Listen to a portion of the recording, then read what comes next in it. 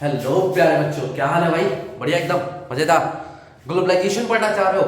बहुत ही कम टाइम में इसको खत्म करेंगे, सारे के सारे इंपॉर्टेंट क्वेश्चंस भी। बस थोड़ी सी शर्त है, जाओ एक कोना पकड़ लो कमरे के, कोई भी डिस्टर्ब ना करे, किसी से बात मत करना अगले 5 मिनट तक।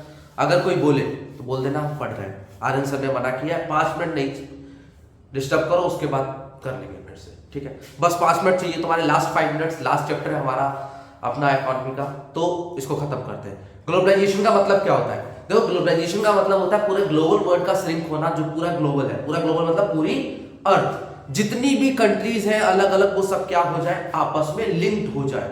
और ये चीज पॉसिबल कैसे हुई? आगे तो पढ़ते हैं इंडियन इकोनॉमी, तो हम लोग इकोनॉमी पे फोकस करते हैं। इकोनॉमी आपस में श्रिंक होना कैसे शुरू होगी, आपस में मिलना जुलना कैसे शुरू होगी? ये पॉसिबल हुआ with the help of MNCs. किसकी हेल्प से? एमएनसीज की हेल्प से। देखो, इस पे क्वेश्चन तुमसे पूछ लेते हैं कई बार कि एमएनसीज का रोल बताओ। एमएनसीज होती क्या है? हमारी मल्टीनेशनल कॉर्पोरेशंस। अब तुम मल्टीनेशनल से ही समझ जाओ कि किस चीज के बारे में बात कर रहा है। मल्टीनेशनल कॉर्पोरेशंस का मतलब होता है बेटे कि जो बहुत सारे नेशंस में, कोई ऐसी कंपनी जो क्या कर रही है, बहुत सारे नेशंस में काम कर रही है, उसको हम लोग क्या बोलते हैं? एमएनसीज बोलते हैं। अब ये धीरे धीरे बढ़ना शुरू हो गई जैसे जैसे टेक्नोलॉजी आई, और टेक्नोलॉजी की हेल्प से क्या हुआ, इसकी ग्रोथ बढ़ गई। अब टेक्नोलॉजी के आने से ग्रोथ बढ़ी जब, तो लोगों को फायदा होना शुरू हुआ। ये क्या करता है? ऐसी कंट्रीज को टारगेट करता है जहां पे जाके उनको ज्यादा बेनिफिट हो। ज्यादा बेनिफिट हो किस तरह से? जैसे तुम्हें अगर मान लो अभी कोई बिजनेस करना हो तो कहां जाओगे? ऐसी जगह पे जाओगे जहां पे लेबर सस्ती हो, आराम से काम हो जाए, ऐसी जगह ढूंढोगे ना। तो यही वो करते हैं, लेबर सस्ती हो, जमीन सस्ती मिले, टैक्स ना पड़े हमको, कि जीएसटी वगैरह ज्यादा ना देनी पड़े, तो एक ऐसी एमएनसीज क्या करती है? ऐसी जगहों को ढूंढती रहती है, ऐसी कंट्रीज को ढूंढती रहती है।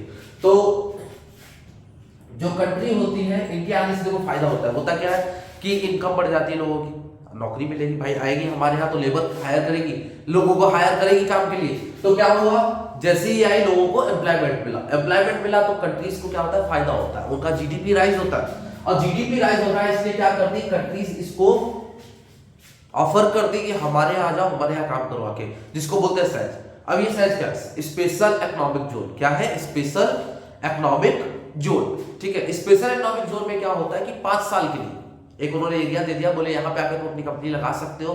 बोला 5 साल तक कोई टैक्स नहीं, या फिर बहुत माइनर टैक्सेस, लेबर के ऊपर कोई ऐसा फिक्स नहीं, हम एक लॉ बना के तुम्हें दे रहे हैं, ये फॉलो करना है।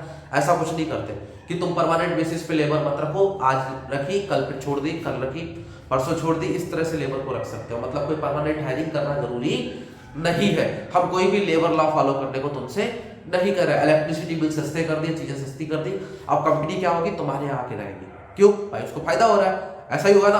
तो स्पेशल इकोनॉमिक जोन्स बना दिए। बट क्या हुआ कि जब भी देश आजाद होता है, जैसे हमारा देश आजाद हुआ था 1947 के टाइम पे, तब हमारा देश कैपेबल नहीं था कि बाहर से मल्टीनेशनल कंपनीज आए और हमारे यहाँ के लोगों से कॉम्पिट करे। अरे यार, हमारे लोगों की हालत खराब थी, ठीक है? क्यों?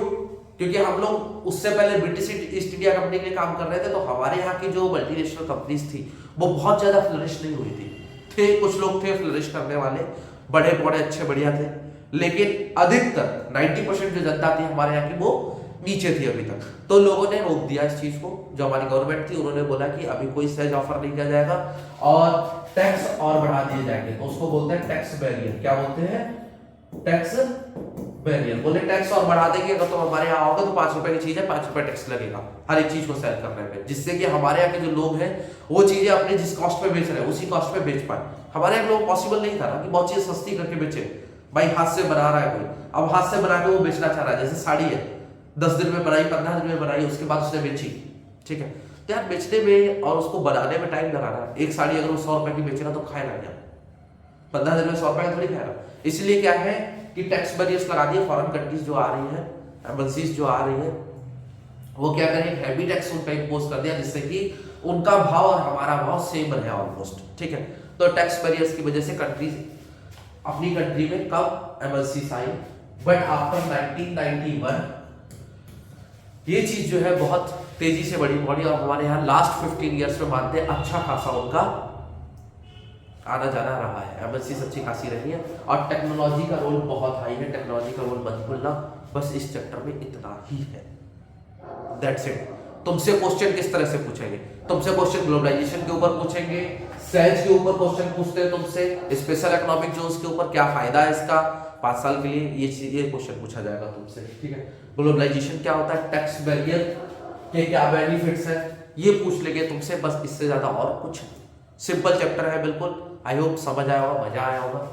डिस्क्रिप्शन में लिंक पड़ा हुआ है, और भी क्वेश्चंस भी मिल जाएंगे इसके, और भी वीडियोस भी हैं, ठीक है। पूरी इकोनॉमिक्स की पड़ी हुई है, सिविक्स की पड़ी हुई है, तो जाके देख सकते हो, हिस्ट्री भी है।